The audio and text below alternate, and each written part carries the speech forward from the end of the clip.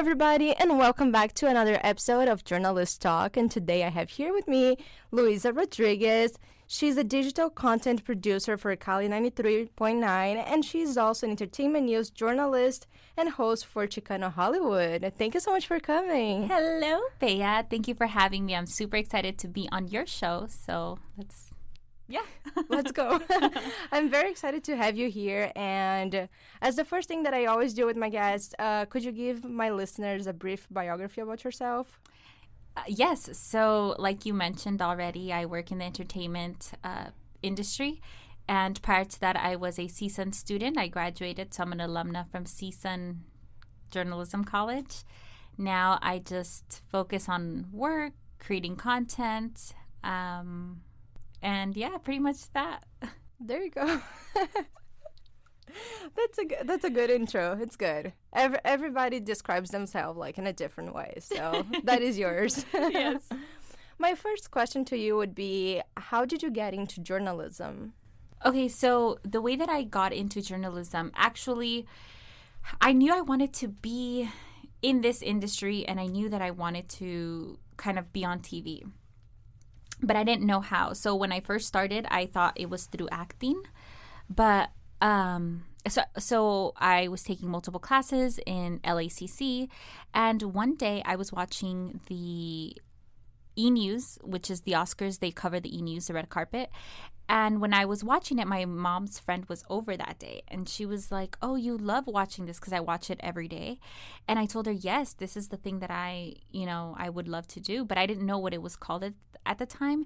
And she looks at me and says, Luisa, then why don't you become a journalist? And I looked at her and I said, no, that's like boring. That's just writing. I thought it was just writing, but I did not understand, or I didn't know that there was different mediums to becoming a journalist. So when she said, no, you go into broadcast and that's what they are. What do you think the reporters are? They're journalists. And it was like if a light bulb just went off like in my head. And I decided from that point on that I was going to pursue a career in journalism.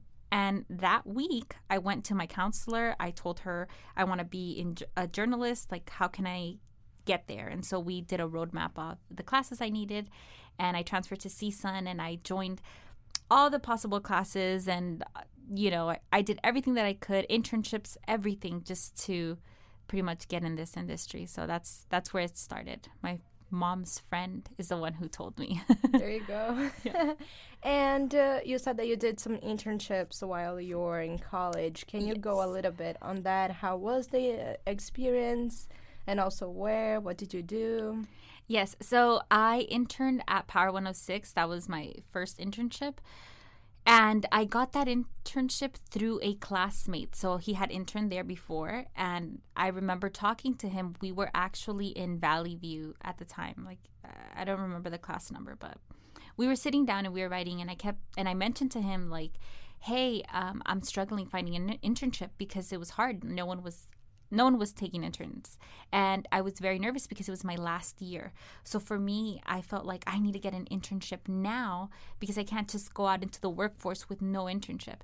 And he told me, he was like, hey, there's this radio station. It's a hip hop radio station. That's where I interned. It's not anywhere in what you want to do, but if you need an internship, you can try there.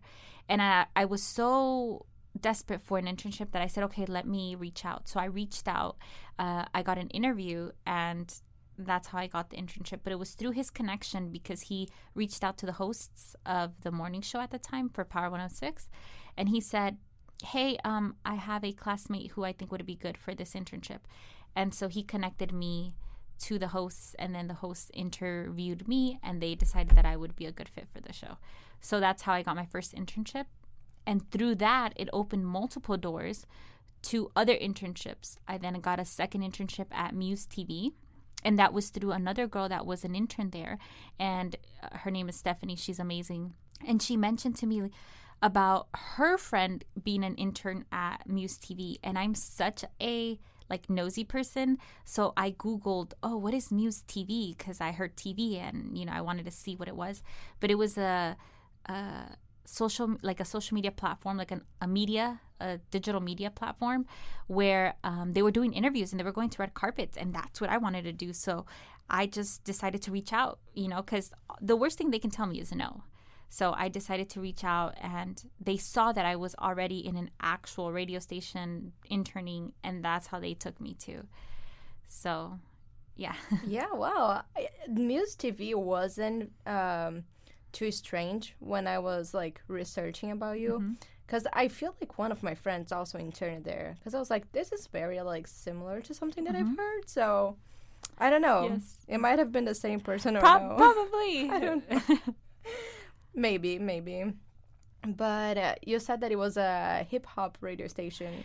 Yes. Are you any fan of hip hopping, or you're just like Not- fake it until you make it, or just like they hired you even though like it wasn't your forte? Yes. So I'm very thankful for one of the hosts. His name is Teddy Mora. He was amazing. He was very helpful. He called me before my interview and said, hey, I just want to give you a few tips. Research these media outlets. Do your homework on these websites. These are the websites that we get our news from.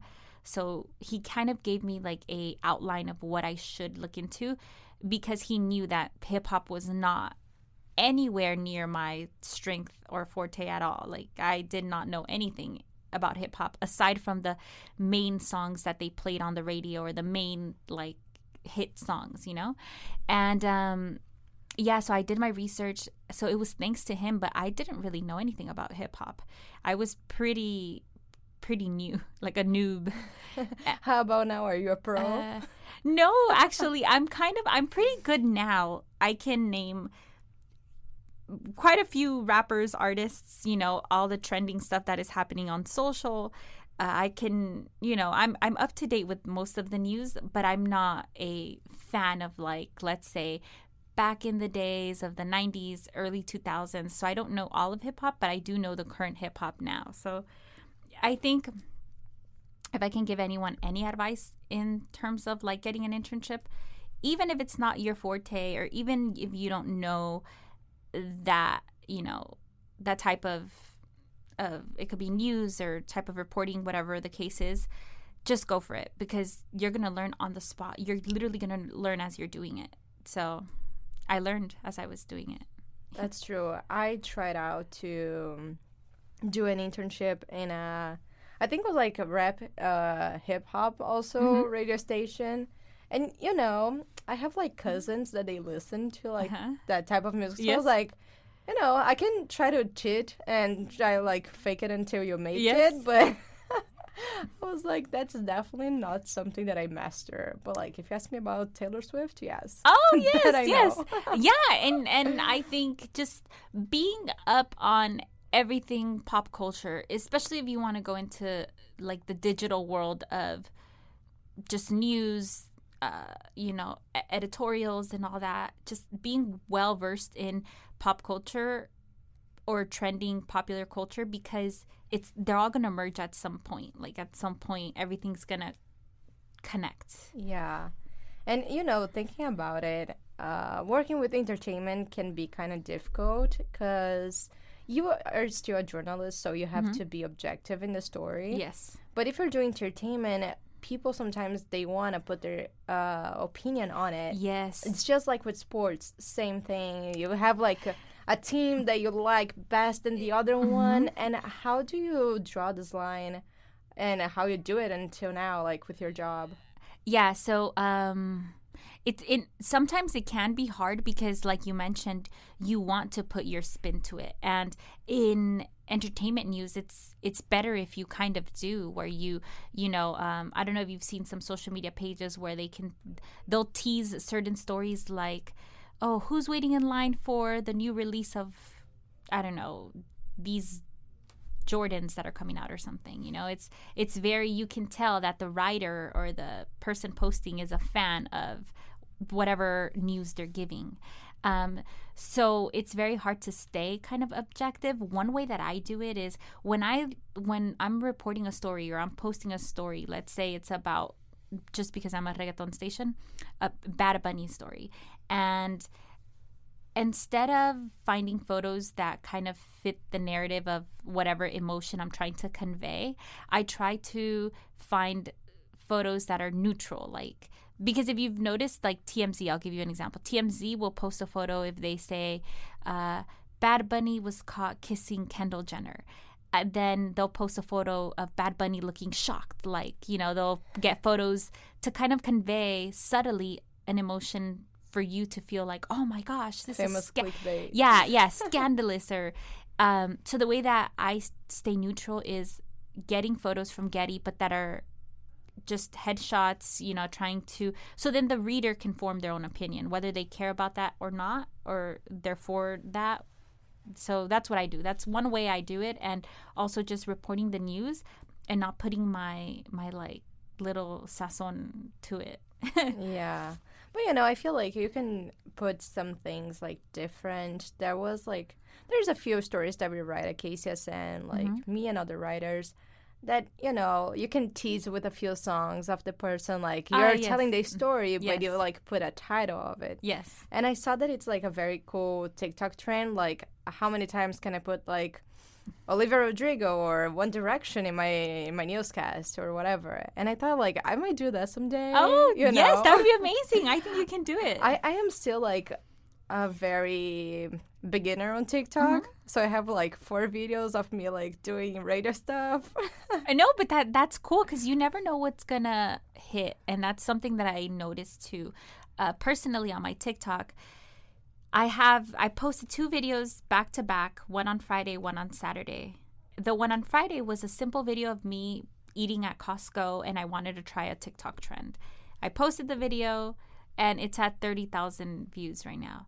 And then I posted a second video on Saturday, which I thought would get a lot of engagement, which was trying the ranch ice cream. But it was more behind the scenes type.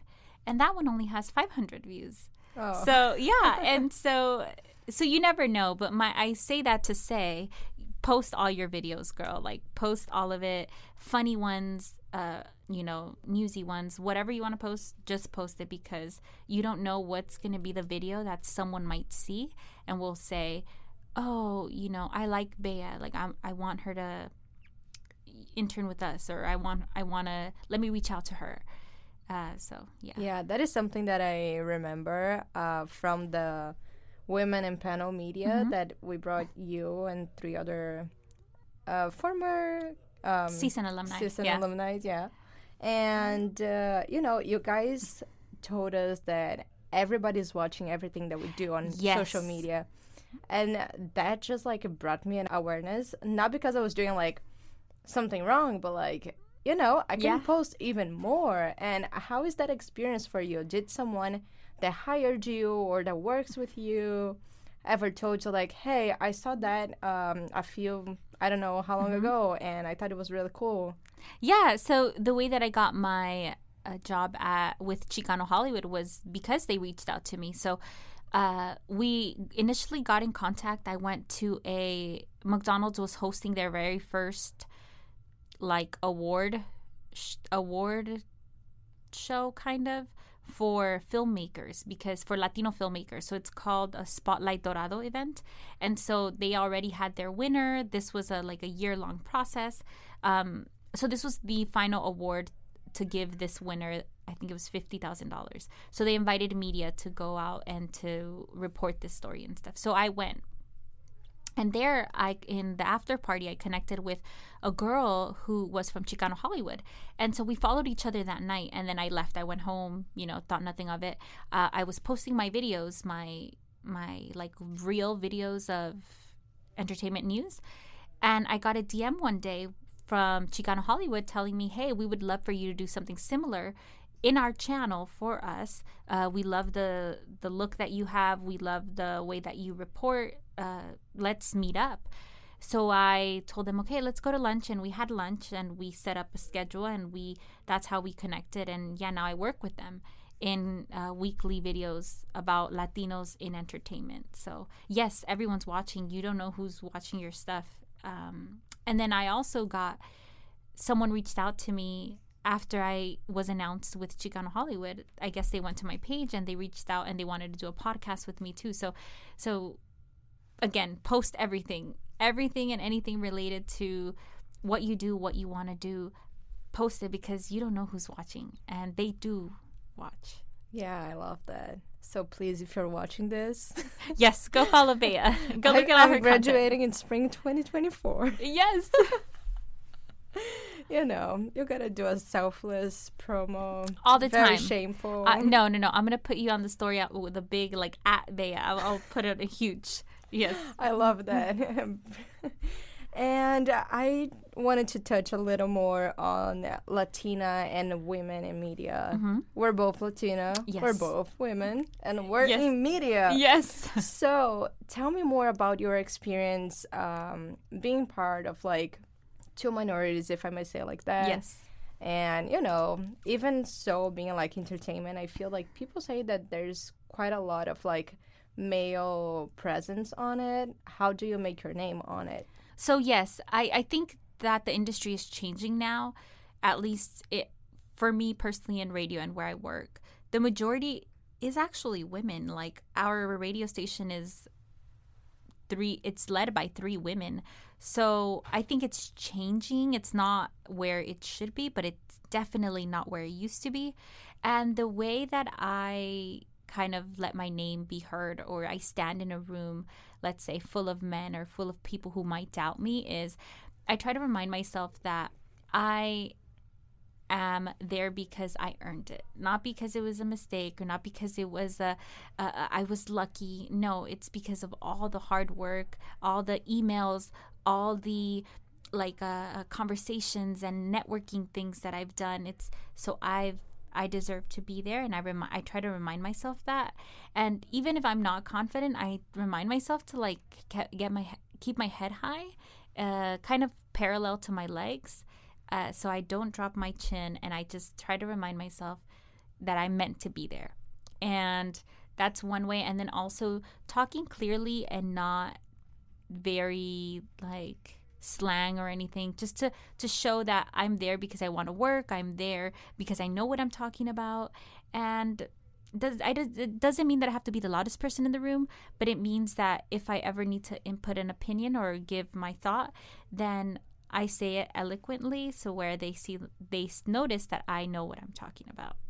Yeah, I hope that helps. I don't know. Yeah, for sure. Very, very insightful, to be honest. It's, you know, you try to be, when you're a student or you're an intern, you try to be always like a little head down, but if you're like, just like get your chin a little bit up and you want the respect of like that place or like your professors, boss, mentors, everybody, it's very important. For sure. Yeah. Let's talk about your part as digital content producer. Yes. Okay, so we know that to be a journalist, again, we have to be objective and we have to put content with like that are worth to be news. They have to have like proximity, timeliness, all the other things. And there's also trends. Mainly if you are like using TikTok, Instagram, you know, there are trends. And how do you make your professional posts go with the trends going on? Something that I try to do, I'll give you a most recent example. Chicano Hollywood just posted today a video that I made of the last week for Women's History Month. So I decided, okay, well, I need to make this somehow current, fun, so people can actually watch the video. And the way that I did it was I just decided to name 5 Latinas who are the first in this industry. So first to get an Oscar, first to get an Emmy, first to get a Grammy, first to win, to earn a certain amount of money. So that's how I try to tie it into a current news, which would be, it's Women's History Month. It's the end of Women's History Month. Then tie it in with celebrities. So that's how I'd make it pop culture. And then also tie it with like information, things that people don't know. So I used all those 3 things to make the video kind of up to date and kind of catchy, instead of just doing a, hi, it's Women's History Month. And then people are not going to pay attention to that, you know? And then tying it into the community is, instead of picking any woman, I picked Latina women. So I think there's always like ways you can spin things around. Sometimes there's things that I cannot spin into news, like the ranch, the ranch ice cream. And I only say that because it's the most recent one I did. There's no way to make that news aside from the fact that they launched the collaboration, Yeah. And then even in that, the way that I tied it in, when I posted the video on Callie's social media page, I put a little photo of the article that I did, like the little post, 2 weeks prior, announcing that they were going to be doing a collaboration. So that is a news post because it's two companies coming together to do this collaboration for Ranch Day. And then I tied it back to the video of our talent trying this ranch. So that's how I kind of tied everything together. But I just find different ways in how things can connect. And I think as journalists, it's very easy to connect the dots, connect different things that are happening. How is it going to be impactful either in our community as Latinas or Latinos or first generation? Or it's kind of easy for us because we know so much to tie things together, if that makes sense. Yeah, it makes sense. You're fine. And also, when I was stalking professionally, yes, we even talked a little before coming into the podcast and actually recording. You were a sorority girl. Yes. And besides all of that, I have a roommate that she is now like involved with the sorority, and there is like social media, organization, party planning. And, some of those skills can help you as a journalist. Mm-hmm. So did you have, like, any functions? I don't know if that worked that way also in your sorority. I have no idea how it works. But, like, which skills or how having that experience helped you a little bit on what you do nowadays? Something that in the sorority world that was helpful was recruitment. So I don't know, did you ever go through recruitment at all? No. Okay, so recruitment is not as intense as you see in movies, but it's essentially when girls that are transferring to the college go to your sorority house and you have a conversation with them. But it's not just a regular conversation like, hey, girl, it's about, hi, how are you? Like, very nice to meet you. What is your major? What are your likes? What are your dislikes? What are some things that interest you? So kind of it's literally networking. It's because you're trying to see if they will be the best fit, if you guys fit, It's like saying if there's a sorority, a medical sorority, let's say a sorority within medicine, and then there's a sorority that's like cosmetology. I don't know. But the person that majors in medicine would rather be surrounded with people that are studying medicine as well.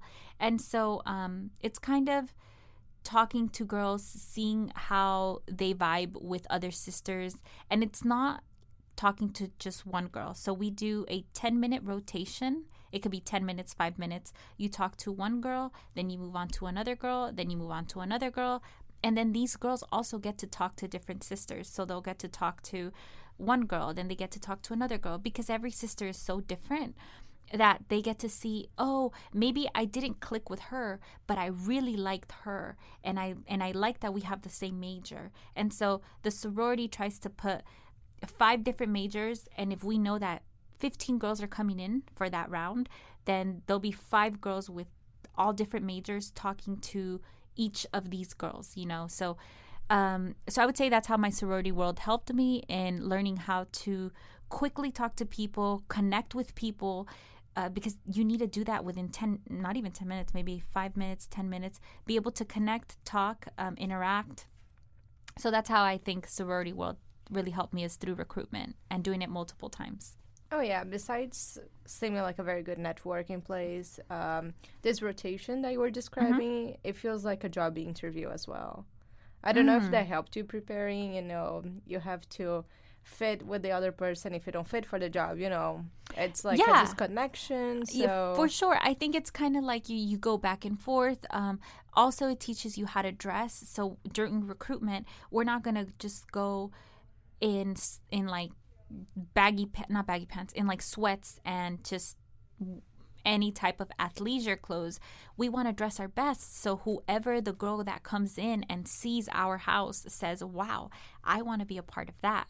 That's like an honor for us, because it's like, okay, like we are trying to look great for the new girls that are coming into the house. So yeah, I think it does help in job interviews too, because you kind of know already, again, connecting right away, talking to them right away, knowing what to say, and just prepping. It helps a lot. And you're doing news entertainment as a host and also digital content producer. Which one do you prefer doing and why? So for me, I prefer to do hosting. So I prefer to be an entertainment news host. That is my goal. I used social media as an entryway into this industry because I did not have the experience, nor did I have a lot of internships in my belt to be able to go in and say, hey, I want to do hosting. Hey, I want to do this. And it doesn't really work that way. So I think understanding that you have, in order to get in, you have to do, use your skills and go in one way or another. And I use that through social media. So in social media, that is how I got into this industry, and that's how I'm slowly, branching out now with Chicano Hollywood. Now I'm doing more hosting. Now I'm more on camera, and then also going to more red carpet events and movie screenings, and I'm creating little videos and reels about these different movies that I'm attending, reaching out to, just creating a following of people, because eventually that is going to be beneficial in the world we live in now. It's all about your social media. How do you present yourself online? Do you have a following? Because ultimately, these companies, these big media companies, or these companies are also looking at, let's say they hire you as a host. Then they want to see will your followers also follow you? And so then they'll get followers too, not through social, but I'm saying whether it's on TV, whether it's on YouTube, whether it's on radio, these people will follow you to listen to you. So it's creating that follow base that will help kind of lift you up as well.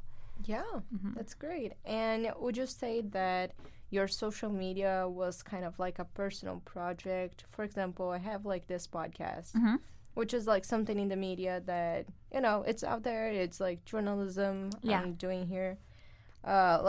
All by myself, because I'm passionate about hearing about people's stories, and that's what I do. Yes, I literally put journalists in the wrong place of the table. Yes. I'm literally interviewing all of you guys. And I was wondering, was your social media your personal project, or did you do anything else before, while you were in college? I can't explain how much I love social media. I know it's going to sound crazy, but I love social media. So I've always done social media in any capacity. It could be, let's say, if you bring a cake in right now into this studio, I will literally pick up my phone and say, oh my gosh, look, we got a cake. And put it on my story. I love social media. And I started so MySpace came out. So I don't think I started right when MySpace came out, because I just remember being in 6th grade. So I was in 6th grade, and we finally got a computer, and I went on MySpace, and I fell in love, because MySpace, you're able to create pretty backgrounds. You were able to design your whole page. You're able to create your best friends, your top 5, your top 8. And so since then, I've always transitioned with the times. So it was MySpace, then it was Facebook, then from Facebook it was Instagram, and it's still Instagram, but now it's more TikTok. And I think TikTok is really dominating now. And so I think just moving along with the trends and with the different platforms that are coming into play. Yeah, it was a personal project. I love social media. Whether I am in the industry or not, I will always do social media. And because I knew that it was a skill that I loved, I used that to get into this industry. So I knew, okay, this is the digital age. All these media places are looking for social people. This is the time where, if you are trying to get in, use social media. If you love social media, use that as an advantage to get in, because they're looking for social media people. And in your resume, you can literally say, I have 2 years experience, 3 years experience. Even if you do a on-campus page, if you help run a campus page, that's experience, because it's not a personal page. You're you're curating a brand. So use that to get into any type of media place you want to get into. Get in through there, meet the people that are there, and then just start reaching out, then creating little, whether it's videos like me, you know, that you want to do. And that's how you get in. And that's how I knew I love social media. I'm going to use this tool that I have that I know that I'm good at and get into this industry. So yes, it was a personal project. And then it turned to work. Yeah, no, now that you were talking, I was just thinking, because being a social media content and, you know, creator and producing stuff, and thinking of posts of what you're going to do, how to increase your following. I don't know. I mean, I don't think we're very far away from in our age, but I used to have a bunch of fan pages on Instagram. Oh, and, nice. you know, you have to, like, think of the days that you're going to post content, the type of content, if you're going to post a video, if you're going to create, like, a new edit thing that it was, like, so cool, and, like, a bunch of those apps were coming out and stuff, and, like, growing your following. Like, I remember I had a fan page that reached, like, 15,000 people. Oh, that's amazing. You can use that you can literally use that on your resume and say, I grew, did you start the page? Yeah. Then you can say, I grew and created, I don't know, I'm going to say Taylor Swift because you said Taylor Swift. A fan page, a very well-known fan page. Maybe not fan page. But you can kind of word it to where you say you created and curated all the content on this social media page and you grew it 100%. Like that was all you. You were talking that and I was thinking, like, that's something that it's kind of hard to, you know, I was what, 12 to like 16, 17 when I was like with the page. So, like, you know, I have to be creative to have, like, people following and liking stuff, so... You can even say a pioneer during, I don't know what year that was, but you can say pioneered one of the first pages for social media, I don't know, something, you know, but just using those words like mastering, pioneering, leading, spearheading, grew a page 100%. Use percentages better than numbers, because once they see percentages, they'll see, oh, okay, so she grew it over 50. No, she grew it over 100%. So that was all you, from 0 to whatever 15,000 that you had. And include that as years of experience, because again, it wasn't your personal page. You were curating a brand. You were doing stuff, you know? Not me re-listening to this podcast while I'm doing my resume again. So if you guys want, like, synonyms, she just dropped, like, 4. Yes. That was great. Yeah. Thank you. Yeah, they're very helpful, for sure. Yeah, for sure.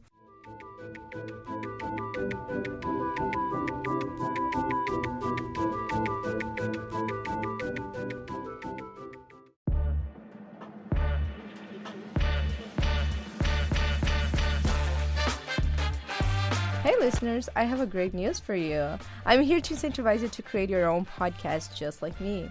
I couldn't think of a better partner than Buzzsprout, and I recommend them for you as a beginner in podcasting. Buzzsprout can help you with publishing your own podcast in every major platform, such as Apple Podcasts, Spotify, and iHeartRadio. They also automatically publish on your personalized website, and they give you all the statistics in detail that you want. To start your own podcast and to win a $20 Amazon gift card, follow the instructions on the link in my show notes. If I can do it, you can do it too. Good luck on creating your very own podcast.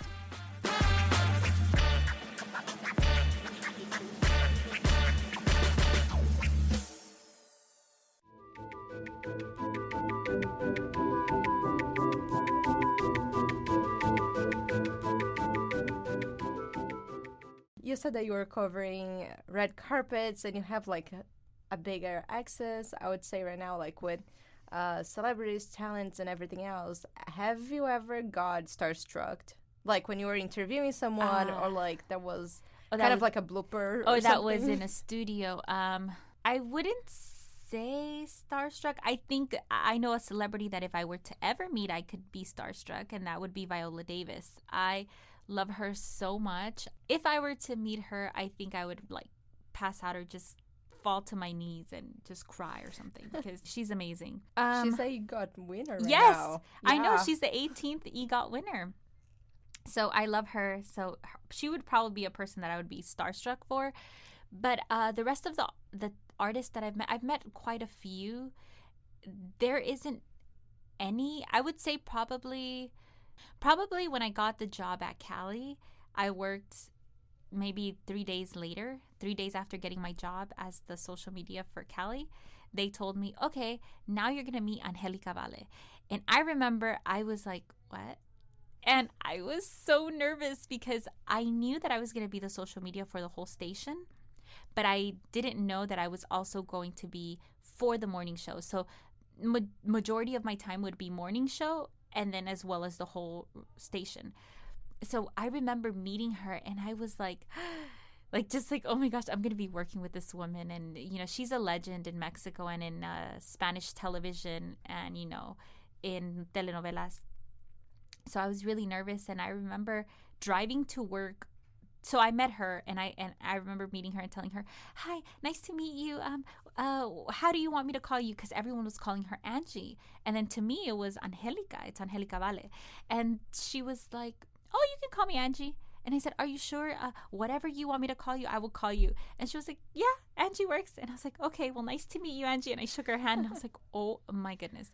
Then the next day they told me, "Okay, come in at 8 a.m. You're going to go in the studio with her, and, you know, you're going to talk about the content, whatever you're going to post." So I said, "Okay." And I was driving to work that morning. I cannot even explain to you how nervous I was. My stomach was like in knots, and I just kept driving. And I even remember every step I took closer to the studio, I was like just breathing in, so nervous. But then I finally opened the door and I was like, "Lisa, you deserve to be here. You belong here. You know, just, you got this." So I opened the door and I just smiled. I looked at her and I said, "Hi." And then I sat down. And yeah, she was super kind and she's amazing. She's like, I would have never expected someone to be so kind and so humble as her, because, you know, you hear stories about celebrities all the time, but working with her hands on, it's wow. It's like your whole perspective changes, and the way that you see her, the way that she works, the way that she just carries herself is just, honestly, 10 out of 10, and I learned so much from her. So probably her, because I had to work with her one-on-one. I was very starstruck at the beginning. I don't know if your listeners can like get the excitement on her voice, but seeing you talk about this experience, it's like so funny because it's very like, you're actually a bigger fan of her. So yeah. so you can see it. It's amazing when you get like to do something that you love with people that you've been admiring for like, yes, I don't know how long. Yes, like I watched her novelas like Soñadoras when I was, I think, 10, but I watched that novela and I remember seeing her and also Amigas y Rivales. So it was just so nice. It was a full circle moment, and I'm still thankful that I get to work with her every day. You know, I still work with her now, so it's just a blessing. But it would probably be her. Yeah. Going back a little in our like Latina heritage, do you use a lot of Spanish in your day-to-day at Chicano Hollywood, or would you like to use a little more? How does that work? So at home, with my mom, it's mostly English, but with my grandma, I speak more Spanish. But coming into this Spanglish radio station, which is Cali, I've had to really tap into my Spanish, like literally 100% speak Spanish, write Spanish, read Spanish, because a lot of the news or notas, son en español. So yeah, and it's been nice because I've been able to brushing up my Spanish. I learned Spanish first and then I learned English. So it's nice to finally now be using my Spanish again. Can you walk us through like a day in your life? I don't know if you do like both of your jobs in the same day, or if like it changes because of like events and everything else. Can you walk us through it? Yes. Okay. So typically, Cali I do every day from Monday through Friday. Chicano Hollywood I do on the weekends, or depending on whenever I have scheduled the interview with the talent or whoever I'm interviewing. But typically I try to schedule the interview for Friday, so then I have the weekend to edit for Chicano Hollywood. and then I send them the video over. They do like either minor edits, or they, put it in the queue, and then they post it up on their page. But for Cali, it's every day. So I wake up at 5 in the morning. I get ready. I go to the station. I'm there typically 5:30, 6, in between those hours. I get there. Then I start looking at news. I'll look. Wait, you want in detail, right? Or no? Yeah. Kind of? Okay. Yeah. Because I don't know how much time we have, and I don't want to take up all your time. No, we have like a bunch of time. Okay, Don't good. worry. Okay, so perfect. So yeah, so I wake up, and then I get there between 5:30, 6 in the morning. I start looking at what is news, what is reggaeton news. So I like to encompass a lot of things. If you look at other radio stations or other media outlets that are in Spanish or Spanglish, they may only incorporate news stuff, or other radio stations that are Spanish may only incorporate artists, like only artists and not news. But I feel like with Cali, I wanted to take the approach of incorporating everything, because we consume everything. People are consuming everything, whether it's news, music, chismes, especially as Latinos, el chisme is always there. So I look at the news. I'll look at the news, see what relates to our Latino audience. Then I look at entertainment news. I'll look at the social media pages of artists. So I'm also a stalker. I'll be stalking artist pages, whether it's Karol G, Raul Alejandro, Bad Bunny, all the artists, Becky G, you name it. Then I'm also looking at, I'm trying to think. Sometimes recently, weather has been a topic of discussion only because of all this, like the cyclones that have happened, the rain, so it also varies. But I try to make our content like a whole 360 content, in giving a little bit of news, giving a little bit of community, giving a little bit of entertainment, giving a little bit of music, and a little bit of our talent. Because again, we are a radio station and we have talent, like our parts, our day parts. So I spend the morning doing that, and then the show has already started. We start from 5 in the morning to 10 a.m. And then I'll record specific segments for the morning show page. So we do a Se Vale o No Se Vale. I'll record that. I edit it on the spot. That's something I don't know if people may know or not, but as a social media person, you have to be ready to edit, because you're posting in real time. Typically, you should be posting in real time, because it's social media. Like, that's 24/7. If something funny is happening in the studio, I guarantee you there are fans and people waiting. Not only they've heard it, but now they want to see it. And so I'll record different segments. I have about 4 or 3 different segments that I record every day, and I post them up on social. Depending if it's a good day in content, then everything will get posted. But if it's a day where the content is kind of not the greatest, and I can see, okay, this will pick up traction, this may not get traction, then I'll post. It's in my prerogative to post or not. But I do that. The show ends, and then I focus also on Cali, on our main page, and I post some of the things that I've done for the morning show. I'll post them in Cali's main social media page.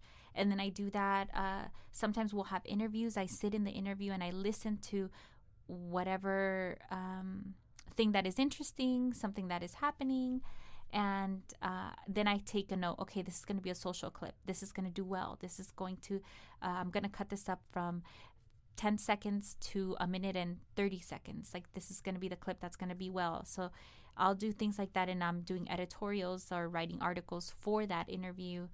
And yeah, that's pretty much my day. Just constantly thinking of content, posting content, creating content, or repurposing content. Yeah. And you can, if you want, you could go a little further on your hosting part of your week. You said that you usually leave the interviews to Friday or the weekend, so you have like time to edit. But how do you pitch ideas? How do you pitch people? Get to the stories, locations, etc. Yes. So in terms of that, I talked so he is the CEO, he's the creator, Johnny, and I and his daughter. So we're in a group chat, and then and sometimes I'll send emails too, but the fastest way is through our group chat. So I'll just say, hey, this week I'm thinking of doing a story on Latinas breaking barriers for the last week of Women's History Month, and that's how I pitch them the story. They'll say, oh, that sounds great, let's do that. Or the week prior, I pitched one of my friends from high school. He is now a chef, and he works in a Michelin star restaurant, Gwen, and he also does the red carpet awards. So I don't know if you have seen in TV when they doing the awards and you see all the food that celebrities have. Well, his team cooks it. So him and the rest of Curtis Stone's team, they cook that food. And that's how I was able to tie it into Chicano Hollywood. It's talking about Hollywood, the award shows, and he's a Latino. So highlighting those things. And so that's how I pitch stories. I think of how I can spin it to bringing it back to the community as Latinos and bringing it back to entertainment. Like, what is the Hollywood factor to this? So yeah, I just reach out through Instagram. I'll say, hey, I would love to interview you. When are you available? Then I will give them dates, like I'm available Thursdays or Fridays, even Saturdays. And they'll say, okay, Friday, And then I'll go to location, and I'll kind of have in mind what I want to film. For example, intro, outro. The intro and the outro, I do it at the end because I don't want to waste time doing my intro and outro when I get there. I want to go ahead and meet with the person, say, hi, nice to meet you. Like, granted, the interview that I've done, he was a friend of mine, so I knew him. But yeah, go straight into it, and then already think of what I want to record, how I want the video to look, kind of painting a picture of the location, kind of setting up looking at the place where I want to set up the camera, where I want to interview him. So that's what I do pretty much.